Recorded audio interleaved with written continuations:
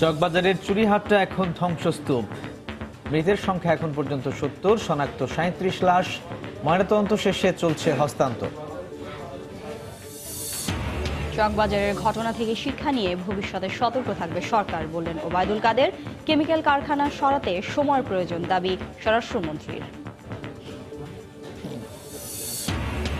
সরকারের অব্যবস্থাপনার কারণেই প্রাণ হারাচ্ছে মানুষ। চকবাজারের অগ্নিকাণ্ডের প্রতিক্রিয়ায় মির্জা ফখরুল বললেন, ক্ষমতায় টিকে থাকাই তাদের লক্ষ্য।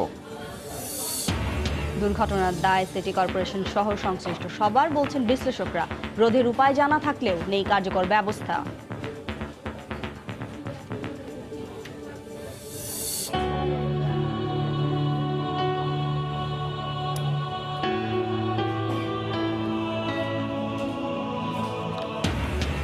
একুশের প্রথম প্রহরে ভাষা শহীদদের প্রতি রাষ্ট্রপতি ও প্রধানমন্ত্রীর শ্রদ্ধা। রাজধানী সহ দেশের বিভিন্ন স্থানে শহীদ মিনারে সর্বস্তরের মানুষ।